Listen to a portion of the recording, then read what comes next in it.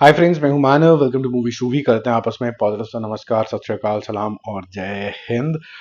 जो मूवी धमाका मचा रही है और ध से धमाका, ध से धुरंधर हो गई है। बहुत ही शानदार तरीके का उसका कलेक्शन आ रहा है और रोज के हिसाब से ऐसा हो रहा है। और ये जब से मैं वीडियोस बना रहा हूँ बॉक्स ऑफिस से रिलेटेड, ये पहली बार हुआ है कि जो एक्यूरेसी लेवल था ना, वो सिर्फ 50 लाख इधर उधर होता था। इस बारी ये जो डेविएशन है वो 2-2, 3-3 करोड़ रुपए का है। मतलब मुझे लगता है कि वो जिस स्पीड से जा रही है, इस ऑक्यूपेंसी पे जा रही है, वो 31-32 पे एंड होगी। पता चलता अचानक से 35 हो गए, 34 हो गए। तो धुरंधर के बारे में हम डिटेल में बात करेंगे। पहले बात करते हैं तेरे इश्क में। मेरे ख्याल से मैं इसको लास्ट बार ही कवर कर रहा हूँ क्योंकि इसने अपना रन मोटा मोटा कवर कर लिया। तो आज हम ये डिस्कस करेंगे कि इसका लाइफ टाइम बिजनेस कितना होगा। और अवतार भी रिलीज होने वाली है, तो अवतार 3 का क्या एडवांस बुकिंग है और कितना आप डे वन में एंटिसिपेट कर सकते हैं। तो तेरे इश्क में 0.6 यानी कि 60 लाख इसने कल किया था। थोड़ा सा जंप था क्योंकि ट्यूसडे था। अब फर्स्ट चॉइस धुरंधर बन चुकी है। तो सेकंड थिंग जो बिना ऑफर का है वो है 40 लाख रुपए, जिससे इसका टोटल हो जाता है 117। और वर्ल्ड वाइड टोटल जो है 163.5 करोड़ रुपीज हो जाता है। ठीक है, किस किस को प्यार करूं का मोमेंटम कल आया है अच्छा खासा सा 1 करोड़ रुपए का। और शायद कुछ लोगों ने इसकी कुछ तारीफे वारीफे कर ली हैं, जिसकी वजह से आज भी 1 करोड़ करेगा विदाउट ऑफर। ठीक है, तो ये कंसिडरेबल आप कह सकते हैं अचीवमेंट है, क्योंकि ये 1 से नीचे गिर गया था। तो 1 करोड़ रुपए इसने कल करके 9 करोड़ कर लिए थे और 1 करोड़ पे आज करके 10 करोड़ रुपए डबल डिजिट में एटलीस्ट आ गए। जो कि लग नहीं रहा था। ऐसा लग रहा था 10 करोड़ में तो ये पूरी पिक्चर ही निपट जाएगी। ये 15 करोड़ में हम निपटेगी, यानी कि लॉस तो मेजर होंगे। Akhanda 2 day 7 completely rejected, dejected, whatever adjectives you want to use, it is that. और अपने ही क्षेत्र में ये काम नहीं करी है। हालांकि भलाया साहब के केक वेक कट चुके हैं कि भाई बहुत ही बड़ी हिट हो गई है, नहीं हुई है ये। और ये पैसे भी पूरी नहीं करेगी, सबको लॉसेस भी होंगे। और ऑलरेडी जो गारंटीज हैं उनको कम कर दिया गया है। और प्रोड्यूसर साहब ने एक दिलासा दिया डिस्ट्रीब्यूटर को, जो कि अच्छी बात है कि हम कम पे भी मान लेंगे। आप ऐसा मत समझिए आपको बड़े लॉसेस होंगे।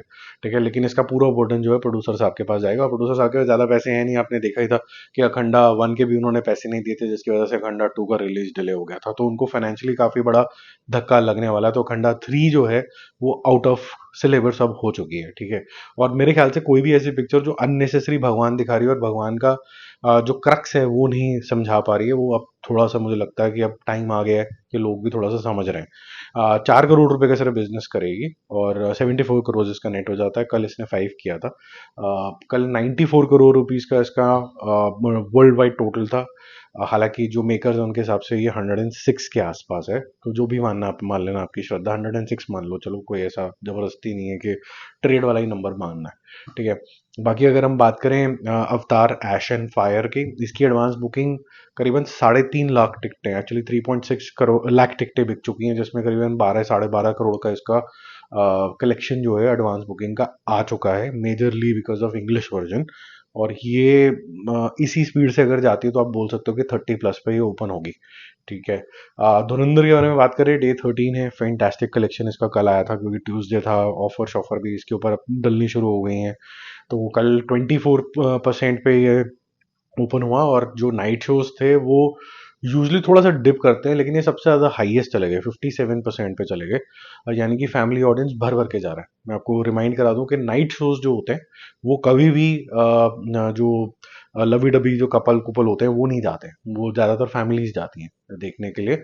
और अगर आज की हम ऑक्यूपेंसी की बात करें तो ये 20% पे ओपन हुआ है। 35% आफ्टरनून थे, 42% इवनिंग, 43% इवनिंग तक बस जा रहे हैं। और ऐसा लग रहा है कि मोमेंटम बना रहेगा और 47-48% नाइट शोज भी जाएंगे, जिससे 25 करोड़ रुपए होते हुए नजर आ रहे हैं मुझे।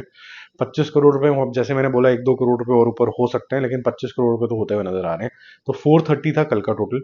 645 करोड़ था जो इसका वर्ल्ड वाइड टोटल था, जिसमें 140 करोड़ ओवरसीज ग्रॉस आए थे। 25 करोड़ अभी ऐड करोगे 430 के अंदर तो हो जाता है 455 करोड़ रुपीस। तो ये सब बहुत अच्छा कलेक्शन है, शानदार कलेक्शन है। और ये 600 करने वाली रणवीर सिंह की पहली फिल्म हो गई। अब ये जो इमीडिएट इसको जो रिकॉर्ड तोड़ना है वो सलार का तोड़ना है, वो जो इमीडिएटली टूट ही जाएगा। फिर एनिमल के आसपास ये आएगी 1000 करेगी कि नहीं करेगी, अभी मन तो बोल रहा है कि कर लेगी इजीली। और जिस मोमेंटम से जा रही है ज़्यादा डिफिकल्टी इसको होगी नहीं, कर लेगी ये। तो इसका मतलब ये हो गया कि ये पठान और जवान से जस्ट थोड़ा सा पीछे होगी। और या सो अच्छे नंबर आ रहे हैं इसके। पर जो चीज़ अच्छी नहीं हो रही है वो मैंने मूवी शोवी र्यूमर मिल के अंदर भी डिटेल में कवर किया है कि ये बॉर्डर 2 वर्सेस जो धुरंधर वाली गेम चल गई है, डर्टी पीआर शुरू हो गई है, गंदगी शुरू हो गई है, आधे रुपए के समोसा के पीछे जिसके ऊपर फफूंदी लगी हुई है उसको भी खाने के लालच के अंदर ये जो यूट्यूबर्स ने जो गेम बनाई है ना, कि जिनको लगता है कि बॉर्डर 1 बन गई, 2 बनाने की जरूरत ही क्या है। ठीक है, उनको लेकिन पुष्पा 2 चाहिए। उनको बीएफएक्स जो है उनको बॉर्डर 2 के खराब लग रहे हैं, बीएफएक्स।